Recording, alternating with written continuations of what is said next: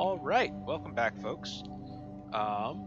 If you are just tuning in or haven't seen this before, so today we're doing something a little different. We're actually going to be making a tier list of every single card that you can use as a commander in Streets of New Capenna. Actually, give me 1 second to turn down this audio just a little bit. I actually have magic open in the background because otherwise there would be no background audio and that would probably sound kind of bad. I'll turn that down a little bit more. It's still too loud for me. There we go. So yeah, instead of doing games with it, or somebody making a tier list, now I know some people might be thinking, oh, tier lists are the weakest form of content. And you're right, but the key difference is that those are tier lists made by people who do the thing where they're like, well, I have looked at each card in the spoiler pre-release, and now I know exactly how good it is, and which one's going to be $30 in a month. But more importantly, I have built and played at least half a dozen games with every single one of these cards. Probably quite a bit more actually for a few of them. So instead, in no particular order, we're going to rank every single one of these mostly off how much fun they are to play as a commander. I was torn between doing them for like power level or being like, oh, which one's the strongest, but I think that's actually not a particularly useful metric, mostly because for not all of them did I try to even set out to make like the most competitive hyper deck that I can build with them. So we're going to be going through them basically in order of how much fun they are. So without much further ado, I'm going to hope this is going to show up the way I want. Let's start. So the first one is Zeatora the Incinerator. Pretty decent 6-drop dragon, flying at the end of your turn, get sack a creature, and you get treasure tokens, and then you deal damage to somebody equal to the sacked target's power. Now, in terms of where I'm going to put Zeatora on the list, a Zeatora I'm going to put into B tier, I think. Don't get me wrong, it's a okay card, it's kind of a fun card, but I don't have any particular memories of my deck with this being like, oh, super amazing or super great. It's a big beat stick with access to some good colors that can do some treasure generation, but they're not the sort of commander that I find particularly exciting. And so that's going to earn them a solid B tier placement. Let me just shrink this down a little bit. It's going to be like way too small to see, but I haven't done this before, so I appreciate people sticking with me as we tweak this. Next up, we will do another one of the leaders of the guild. Let's see if they show up. Oh, did I move? 1 second.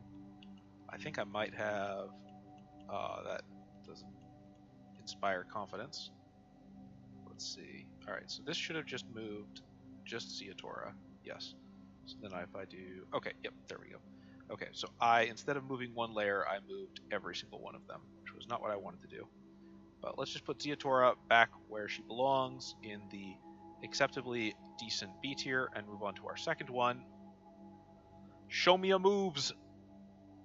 Falco Spara Pact Weaver 4-drop, flying trample 3/3. Goes and lets you spend counters off your cards to play cards from the top of your library in addition to paying their, their normal costs.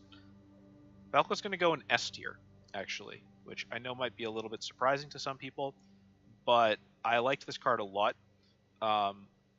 It's probably the most try-hard deck I have made out of any card in the series, and it's surprisingly effective. It has access to all of the good control colors, and when you combine that with Proliferate, and the fact that Falco comes into play with a shield counter, it's quite possible to do a thing where you just kind of wipe the board, play counter spells off the top of your deck, and can just completely take over a game while keeping your commander alive the whole time. So that level of power and actually just being kind of fun is going to get Falco the coveted and first S tier spot up at the top. Which brings us to Rigo, Streetwise Mentor. I don't like this card very much. Rigo is basically a white weenie enabler, somewhat. As you can see, it's only white and then the other costs. 2/2 enters with battlefield with a shield counter on it. And whenever you attack a planeswalker or player with one or more creatures with power 1 or less, you draw a card. Rigo is going to go into C tier. In addition to not being particularly exciting, they're not particularly powerful as a commander. They give you card draw, and that's pretty much about it. The fact that they come in with a shield counter is good enough to keep them out of like the terrible tiers. The fact that they have a lot of colors is decent. but the fact that their trigger is whenever you attack a player with one or more with power 1 or less, right? So if you attack with a board of white weenies or you attack with a single token, you still get the same amount of cards. And perhaps more importantly, they're not actually a power 1 creature, so they can't even trigger their own effect. So, Rigo, I'm sorry, but you're going into C tier down here. Which brings up Lagrella the Magpie. Technically, this card should probably be somewhere. So let's go over what it does first. 1 green, 1 white, 1 blue, 2, 3. Whenever it enters the battlefield, you can exile a creature controlled by each player. And then they're returned to the battlefield whenever Lagrella re-enters. And when an exiled card enters the battlefield this way under your control, you put 2 1/1 counters on it. I did not like making this deck. I tried a bunch of different ways to make this deck work. I did run into, I think maybe on stream, a very effective version of this deck a couple days ago, but I just don't like Lagrella much. Lagrella is passably mid, so I am also going to put Lagrella into... Do I like... I guess... I like her a lot less than... So Lagrella is also going to go into C tier, and that's being generous. If I was going just off how I personally feel about the... In terms of funness to play, at least her commander effect does something. It's just very kind of underwhelming in commander. Regardless, that brings us to our next one. Let me just put this up on top. Jetmir, Nexus of Revels, the leader of the Cabaretti. 1 colorless, 1 red, 1 green, 1 white, 5/4.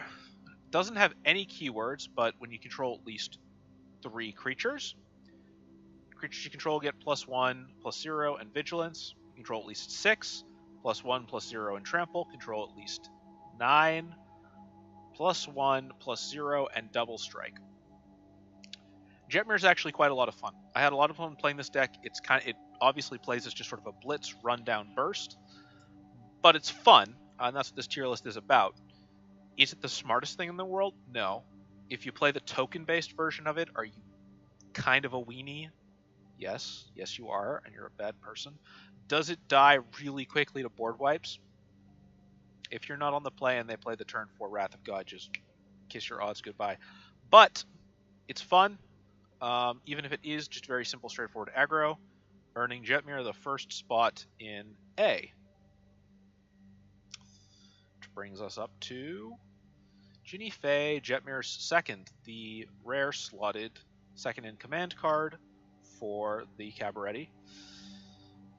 It's an interesting replacement effect. Basically, whenever you would create 1 or more tokens, you can instead create 2/2 cats with haste or 3/1 dogs with vigilance. I don't dislike this card. It's slower paced than Jetmir, obviously, but it also doesn't burn out the same way Jetmir does. Of if you can't build a board state, it's just game over. It's relatively fun.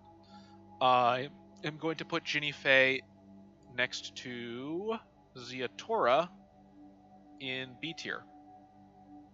It's a solid card, nothing super amazing, nothing super awful.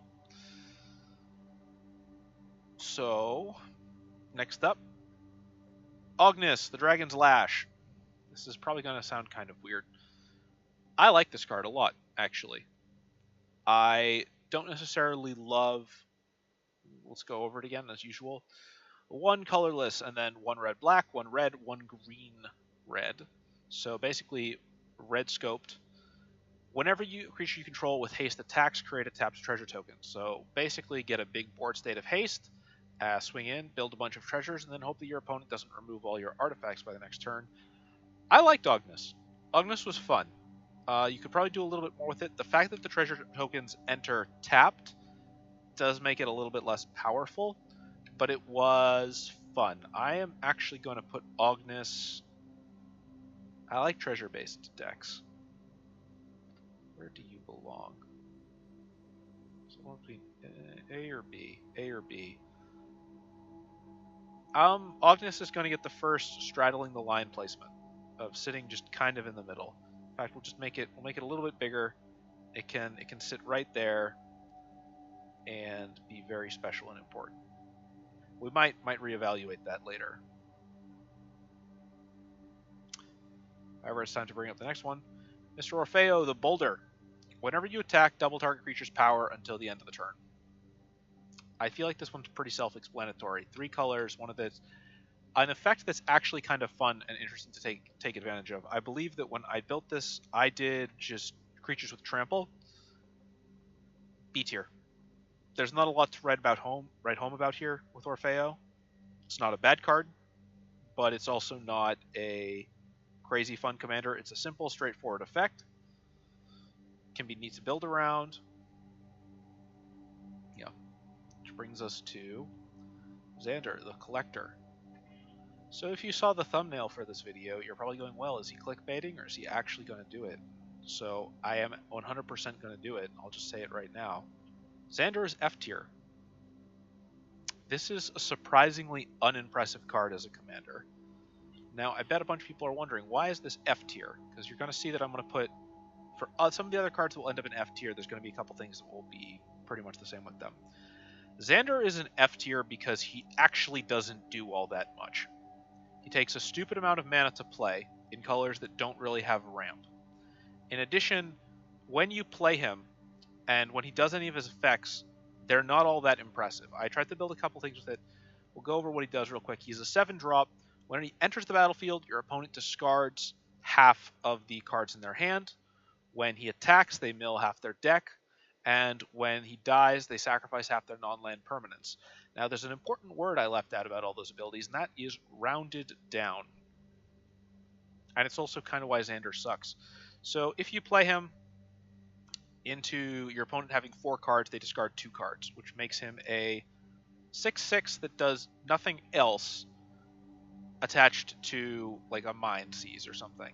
If they have 3 cards, they only have to discard 1. It's a very small effect. When he dies, they do have to sacrifice half their permanents, but again, he's a 7-drop. Like, there are cards that just say, blow up all of your opponent's stuff, or return all their cards to their hand for less mana than you have to spend on him. And his abilities, his ETB and his Death Trigger, don't really synergize at all with, like, his, hey, mill half their library, right? Like, none of his abilities really synergize or work well together. And so he's just a very expensive 3-color commander that is actually not all that impressive. Like, even if you play him, the only thing you get out of him is a small amount of card discard. It's also worth pointing out that even if you were playing him in a, like, quote-unquote, real commander game, a real CDEDH, as opposed to historic Brawl, these are all target opponents. So, despite looking impressive at first, Xander gets to be the first member of the F-tier squad. He was one of the cards I was actually kind of disappointed with. He won't be the last one, but let's go to our next one. Evelyn, the Covetous. 5-drop, based in black, has Flash, that'll be important in a second. Whenever they enter the battlefield or another vampire under your control, exile the top cards of both players' deck, put a collection counter on them. Each turn, you may play a card from exile with a collection counter on it if it was exiled by an ability you controlled, and you may spend mana as though it were any color, and of any color to cast it. 2/5, decent stat line, Flash, and an ability that lets you steal cards off the top of your opponent's decks. Also in black, blue, red. This is going to sound kind of surprising, since I just said Xander is F tier, despite being in those same colors. Evelyn is S tier. Some people might be wondering why. So as I resize this image and move it down, let's talk about that. Or let's actually keep it big for a second, just to discuss this. Evelyn has an effect when she comes into play. She can be played at any point in time. Her mana base is very flexible. In addition, her ability lends it basically gives you card advantage, and it lends well to building the deck in multiple ways. You can build it as a traditional vampire tribal, and then Evelyn does a bunch of extra cool stuff by just giving you effectively extra cards off your opponent's decks and a lot of extra cards to play. Or you can build it as just sort of like standard control, spellcasting sort of stuff, in which case it still gives you a bunch of cards. In both cases, Evelyn is really flexible and fun and useful. And what I like cards that let you just steal your opponent's shit, basically. And Evelyn is a fantastic version of this without being, in my opinion, super busted. Or, like, Evelyn's obnoxious, but she can't chain stuff off. You can only cast one card you steal with her per turn. So yeah, Evelyn is going to get S tier. Remember, this is a tier list that is mostly based off of how much fun it was to play these decks that I made. Which brings us up to Cormella, Glamour Thief. One colorless, one blue, one black, one red, legendary creature, vampire, rogue, haste. Tap one, tap. Add 3 of the respective colors. Spend the mana only to cast instants or sorceries. When she dies, return up to 1 target instant or sorcery from your graveyard to your hand. Cormella is A tier. Same sort of thing as Jetmir. Not fun enough to be like, oh, this is incredible, but pretty amusing. I liked my Cormella deck. I liked being able to... You can do a bunch of neat stuff with it. You can discard cards to your graveyard and then fetch them back later. You can fetch back Time Warp and make everybody who's not playing blue want to strangle you through the internet. Overall, just a pretty solid, good card. I like it a lot. There's also a couple, not quite infinite combos, but there's some fun stuff you can do with it. In either case, Cormella was fun to play, which earns her that A tier slot. I feel kind of bad about Agnes's half and half. Okay. Well, I won't in a second because this one's also probably going to get a similar rating. Here's a Augur of Agonies. One colorless, one white, one blue, one black. Whenever you draw a card, target opponent loses 1 life and you gain 1 life. 3/4 body. Very simple effect. Probably belongs in A tier, but I don't actually want to put it there. If this was a power tier list, it's not. I would put Keza in A tier. Has a bunch of very straightforward 2-card infinite combos that win you the game. But this is a fun tier list. And in terms of fun, Keza's fine. Not amazing, not incredible. Which is going to get it the B tier slot. So let me just slide that sucker on over there. And bring up our next competitor. Tola's Clever Conductor. Base of blue, alternate costs are in white and black. When Tola's enters the battlefield, it connives. If you don't know what connive is, draw a card, discard a card. If the card you discarded was non-land, put a +1/+1 on this. 3/1 body. None of that is important, because the important thing about Tola's is the second effect. Whenever you discard 1 or more cards, exile them from your graveyard. When Tola's dies, put the cards exiled with it into its owner's hand. Now, given the set this is printed in, Tola's works best with the set's mechanic of connive. If we were just talking about the set, but this is historic Brawl, so there's another mechanic that Tola's works way, way better with. Cycling. Tola's is fantastic for cycling cards, because you just pay all the mana, cycle everything, and then you go, okay, when Tola's dies, I get a hand of like 7 cards back. I think actually 17 was the number that I actually got at one point in the stream with this. This card is a lot of fun. I can actually see you being able to make a legitimate commander deck with this card and do even more with it. Because you can basically cycle costs and you're guaranteed to get your stuff back. You have to do a few things like make sure that you have unlimited hand capacity, and also make sure you have a way to sack Tola's if they try to exile it. But Tola's is really powerful, really fun, and does some funny stuff. And for that, Tola's gets the 3rd coveted slot in S tier. Which brings up Rafine. Rafine, I think, was actually probably the first... How do I rank this? Rafine was the first deck. It's 1 white, 1 blue, 1 black, flying, ward 1, which is actually a lot more important than you'd think it might be. And whenever you attack, target attacking creature connives X, where X is the number of attacking creatures. And Rafine itself is a 1/4. I like Rafine. I think it was maybe the first card I did a video for in this series. With that said, Rafine sits somewhere between S and A tier for me. I might be giving out a lot of S tiers, but Rafine was a fun deck because it's blue, white, black aggro as opposed to blue, white, black control. And the ability lends itself really well to being able to do sort of aggro while simultaneously milling your deck. Like, it's just a good all-around sort of thing. In terms of how tryhard you want to go with this, Rafine probably sits closer to Falco. My version of the list wasn't super tryhard. You know what? It's my tier list. Rafine goes in S tier. I was mostly spending that trying to figure out if I could justify putting it in A, and I feel bad about putting so much stuff in S, but eh. In terms of A tier, though, Obnixilis, the adversary, our first Planewalker. Obnixilis is a weird commander. When I first saw this card, I was like, I'm kind of dreading making a deck with this. And I dreaded making a deck with it, and then I made the deck with it, and then I actually won a bunch. Obnixilis is not the sort of commander I like. I like weird build-around commanders, so stuff closer to Tola's and further from, say, Rafine. Or things that you do there. Basically, you construct the deck in a way to take advantage of the commander to do something cool with it. So something like Muldrotha, the Gravetide, or Yarok, I don't remember what their FFet is, are closer to it. Obnixilis falls on the other half of that. This card is solid. It's very good. It's a 3-drop Planeswalker with Casualty, which is basically you sacrifice a creature as you cast it. If you do, copy the spell and make a copy of it, in this case, that isn't legendary and has starting loyalty or X was the power you put on it. Obnixilis' abilities themselves are +1. Each opponent loses 2 life unless they discard a card. If you control a demon or devil, you gain 2 life. -2. Create a 1/1 devil token with when this dies, deals 1 damage to any target. And -7. Target player draws 7 cards, loses 7 life. Overall, Obnixilis is actually pretty solid. I don't hate the card. I would not say that I love it. But the games with it were at least somewhat were fairly entertaining.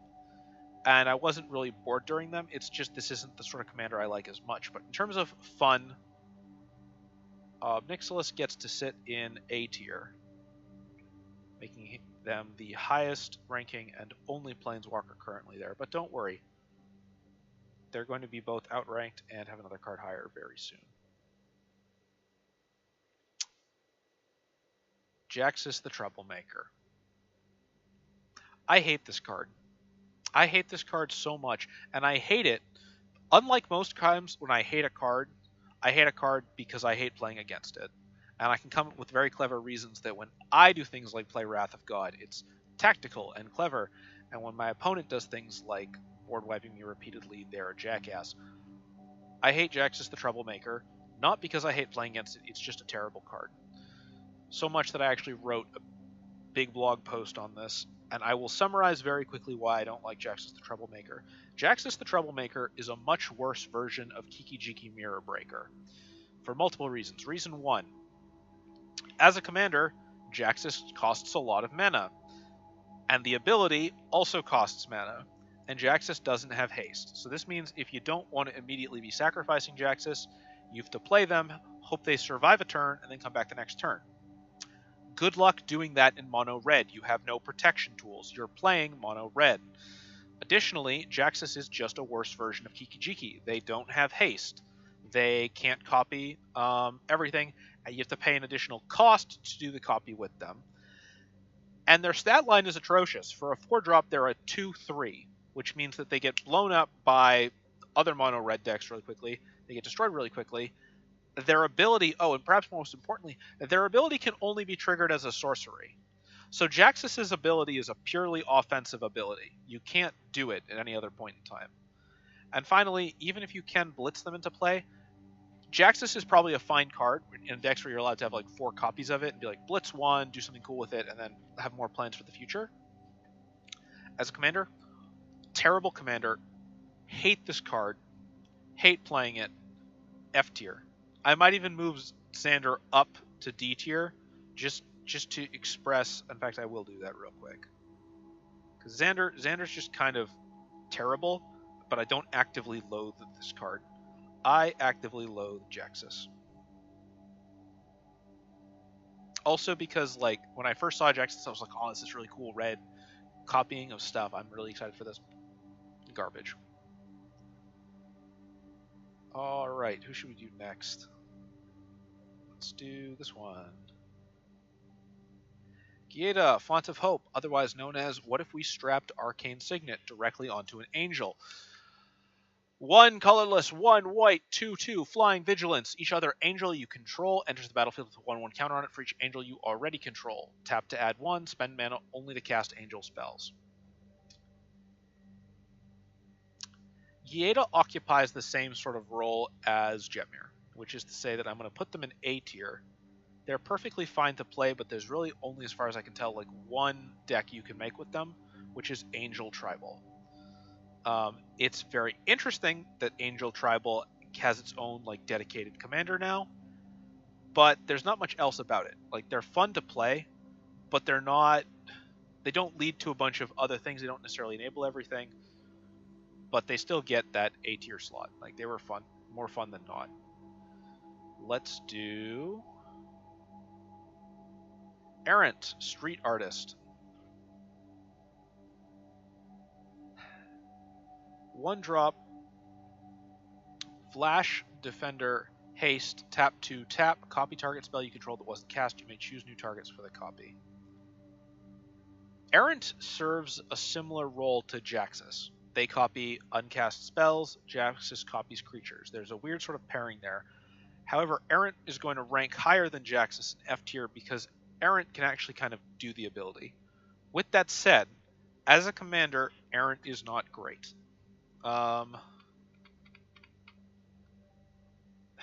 I put this in C or D tier? The argument for C tier would probably be that it's a unique ability that you actually can use fairly well. But the argument for D tier is basically the same reason Jaxus is in D tier, which is in monocolor, there are surprisingly few ways to copy your own big spells in mono blue. A lot of things that either recurse spells or copy spells are 1 or more colors, usually blue-red. And in monocolor, you can copy things that are cast with casualty. That's like obviously the set mechanic or the intended way to do it. But it's kind of shitty, and you still have to pay 2 mana to do it, and there aren't a huge amount of casualty spells in mono blue. With that said, I don't remember being actively disappointed in Errant. I just remember being unimpressed. So, yeah, it's a C tier. What do we have left? All right, let's start with the last few. Elspeth Resplendent. This might be a little unusual. Elspeth is a 5-drop. +1, so it's mono white, +1, choose target creature, put a +1 counter and a counter from among flying, first strike, lifelink, or vigilance. -3, look at the top 7 of your deck, put a permanent onto the battlefield with a mana value of 3 or less, put the rest on the bottom of your deck. -7, create 5 3/3 white angel tokens with flying. Never used the -7 once in any of the games that I played with this deck. Elspeth, like Obnixilis, it's actually kind of I'm not sure if it's an intended theme, but it's definitely worth noticing as a pattern. None of the Planeswalkers in this set have emblems. Their big splashy abilities are not actually emblems or some sort of insta-win game thing. I mean, to be fair, getting 15/15 worth of stats across 5 creatures is pretty good, but that will end a limited game. That's not going to end a game in something where people actually play board wipes. So, Elspeth goes in A tier. The thing is that I actually found that this was quite a fun card to play with. You do white ramp, and then you play some board wipes, you play some other stuff, and Elspeth's ability to put shield counters and buff other stuff up, it's actually pretty decent. I had more fun with it than I had with things like Ziatora, probably Ognis, Ginny Fey, Keza. And while we're on the subject of Planeswalkers, Vivian on the Hunt. 6-drop in green, +2, sack a creature, search your library for a creature card with mana value 1 plus the sacrifice creature's mana cost, put it onto the battlefield and shuffle. +1, mill 5 cards, put all creatures milled this way into your hand. -1, create a 4/4 green Rhino warrior creature token. One of the most expensive Planeswalkers in the set in terms of mana cost. But Vivian is in green, which means you're still going to play her on like turn 3 or 4, so who cares? Actually, probably turn 4, because you have access to actually good ramp. And Vivian is going to go in S tier. Because the thing about this card, and I should probably explain why S tier really quick. This is actually a fantastic toolbox commander. Again, has that pattern of a planeswalker that doesn't have a big minus ability, but has sort of a value ability. But Vivian is just sort of great. Her +2 is fantastic for searching out whatever you might need at the moment, or trying to use a lot of ETB effects for various cool things. I found that, I think Antique Collector was one of my favorite ones, specifically comboed with this card, because with Antique Collector, you get to shuffle stuff back into your deck, and you can go fetch it again later if you want. The +1 ability to mill 5 is a great hand refilling tool. I got a lot of value out of that, and it also will burn other stuff out of your deck, so it'll kill those pesky land draws that you didn't want. The -1 is actually just useful if you find yourself in an aggro matchup, or even if you just want to split, like, you just want to play this card and then split their focus. A 4/4 body and a planeswalker that is going to do what this does is pretty solid. So that will earn Vivian my S tier. Maybe I should have made these columns bigger, or gotten rid of F.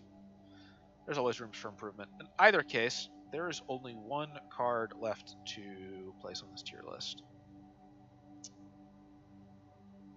Urabrask, Heretic Praetor. Urabrask is a really weird card.